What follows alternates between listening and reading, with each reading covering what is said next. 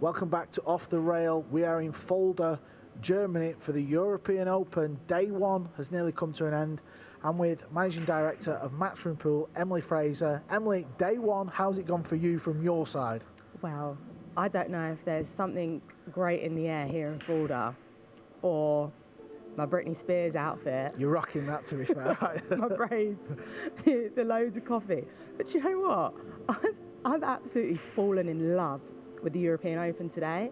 It just seems to have been exciting and just everyone seems to be pumped up and just like ready to go. The players just have this vibe about them. They're walking into the arena and they're ready, but then there's like a chilled atmosphere with the music. Yep. The music's a bit cooler, the team have worked on that. And everyone's just really chipped in, done a really good job. And it's like, we've done the UK Open. Okay, setup was class, looked unreal. Yeah, cool, let's do this here. Let's pick this up and let's take it to the different places and let's put the different, touch on it.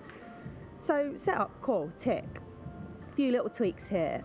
Let's incorporate all these 24 tables and make every single player out of this 256 field feel like they are playing in the European Open, not just these 3 tables here. It's about every player that is entering, and that's what will make them want to enter, and this is why we sell out our fields. It's the European Open. I mean, it's a Matchroom Pool event. But then we come into the European Open as well, and it's like, what have we learned from the UK Open?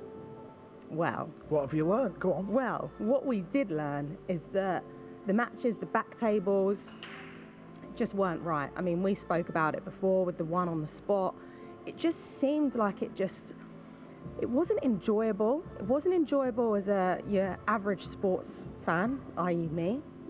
It wasn't enjoyable for a pool fan, and it wasn't enjoyable for the players, the pros. It just seemed like these soft breaks were happening, and you could shut your eyes and you knew exactly what was going to happen in this rack unless something unexpected happened. We don't want that. I was going to come to that. How did you come to the decision? Obviously I know, but the people watching don't. How did you, as the boss and the team, come to the decision of bringing this break rule in? Well, after the UK Open, after everyone took some very good time on, because we had the World Pool Masters, we went straight into the UK Open. And the thing is, we come away from it and we go, but we didn't really notice this at the World Pool Masters. Okay, the tables with 4-inch pockets, they're those tight Rasson tables, and it's a really tough competition there. But we noticed this at the UK Open, and yes, the whole team are like dotted around at different places. But I purposely sat down at those back tables because sometimes we tune in too much on the TV table. But looked at those back tables and it just wasn't right. So we chatted about it and we said, right, okay, so what's going on here? What's the problem? Then we came into the World Cup of Pool and we thought, right, let's watch the World Cup of Pool. And then you see those matches and you go, well, actually, it's not as bad as the UK Open. So maybe we shouldn't change things. But then we brought the whole team in. We spoke about it some more, put up a massive big flip chart at the Brentwood Centre. And we thought, we've got 64 pros here, so let's ask the pros. And by the way, we put up option A, option B, option C. One on the spot, like the UK Open rules, bosh, there's option A. Put your tick there. Option B, 9 on the spot, break box, 9 on the spot, and then basically said, but the race 2 is shorter because we were worried about the time. And then option C was like the race 2's in other areas, basically. And then we put at the bottom, with the break box or without the break box. Okay. And we just left the pens there because sometimes you find the players won't speak up if there's other people around. That's because they're scared of you. No, not us. They're scared of the other player. Look, not scared, but there's a lot of personalities in this sport, and that's one thing we're trying to get across to the public.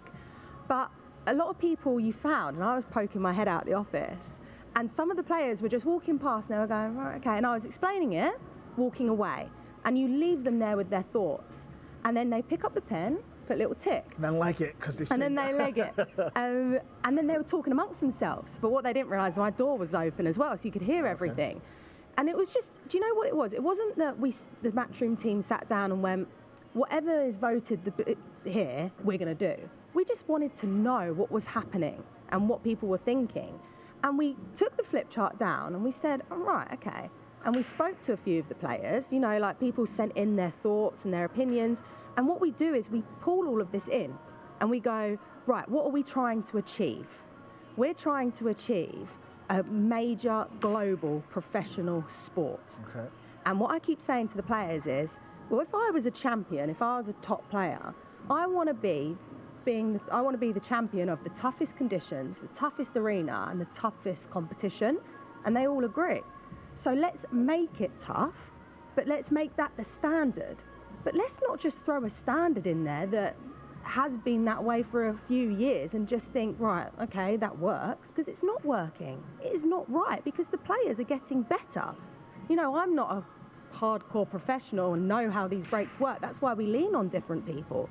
But a casual sports fan like myself can sit and look at that one on the spot at the UK Open. It was not right.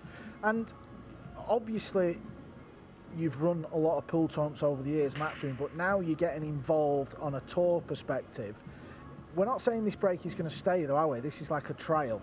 Yeah, it's a trial. So things could still change moving forward. Yes, and I think what I don't want everyone to get confused about is, right, we've just done this. This is the rules. This is the letter. This is what we're doing. That's all changed now. Everyone follow. No. We have noticed and we have identified that it's not just 10 top players anymore. There are a really good top 64 of players that really can push and promote this tour. So let's look at what's happening. The sport is evolving and we have to keep up with that. So let's address these issues. Let's engage with our viewers and let's make this the toughest condition, like how snooker and darts have their dartboard, have their table. Mm-hmm. Let's create our specific table with the 4-inch pockets. Let's make sure we have the braking conditions Which these sorted. are not 4-inch pockets, though, right? No, these are the diamond. Come. No, okay. So this is a trial. We're going to come away from this. Yep. We're going to watch all these matches. Like I've been down there watching, the teams are watching. We've all got notes down, and we're going to come away from it, and we're going to reassess for the US Open. So it's not just let's just do this. We are making this so careful, and we treat every decision we make with caution. Mm-hmm. And we will make sure that whatever we implement as the rule, that's what should be, and that's what we'll be consistent with. And it shouldn't change after then. No messing around with it. That's it. Right, listen, I've done 3 matches today in comms and I've been harping on the break non-stop all day, so I'm sure people watching are sick of me going on about the break. Yeah. Let's just talk about Thorsten Homan. Obviously, this is his home city. He's had some sort of involvement, yes. Helping you guys. Unfortunately, he lost his first match, didn't he? Oh, I know, and he had the crowd there, and it looked fantastic. And look, he's been great. He's been really proactive. He turned up here as soon as the team were here. We all got in on like an early flight, and he's like, right, we got this, we got that. And I'm like, hang on a second, we just need to just sort our brains out. But he's been so proactive, and I just love that about him. Yeah. And he's been bringing local press in. He's been offering how he can support in different areas, just like really small little favors that, because we're over here, we've just forgotten or something, and we had a few referees withdraw last minute. One referee pulled out because they withdrew because they weren't staying in the right hotel for them. But drama queen. It's like we've got Serena Williams here or something. But anyway, look, and he's like, last minute, he's on the phone. Right, how can I help? Blah, blah, blah. And do you know what I love about this? We've got Marcel, who's contacted the referees as well, and we've got our UK refs who have come over. Yep. Brendan, Desi, Marcel and Ben, who have been fantastic. And also, to go on the break just slightly, that we have instructed the referees that if they're unsure about a soft break, because there's a rule in place now. Right. If a referee thinks you are soft breaking, they will issue you a warning. After that, it's a foul. Have we had any warnings today? We have had warnings. Oh, we've had warnings. And we have told the referees, if you're standing there and you're going, because I've done it at the UK Open, I don't know, is that, go for the warning. Yeah. No hanging about. Yeah, just cut it out straight away. Yeah, players are going to talk. Players are going to know that we're issuing these warnings. No more soft breaking, just cut it out. We don't want to foul the player, but we need to step up the future of the game, and we need to be whacking those balls. And just cut that soft breaking out. It drives my head in. One more question before we leave. What is it like from a team perspective doing a multi-table event? I know you do the US Open, but this is the first event in Europe, 24 tables. Is that a logistical nightmare? It is. And one thing that we've been noticing in the multi-sport team at the moment is that we got like a core team, like a real good core team. And look, you're like your family. You want to like push them over this balcony at one day, and they'll probably want to push me and push me down the stairs and think, bloody hell, just leave me alone, Emily. But we all just have one another's backs, and we all know how each other work and how each other operate, whether that's a coffee for that person and that's what makes this happen. Yep.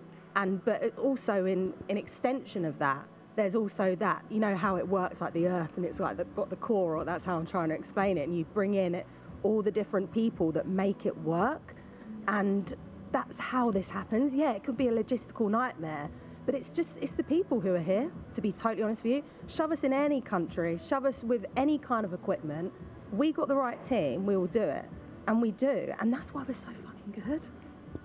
Sorry, that's why we're really good. The boss has spoken. We're going to leave it there.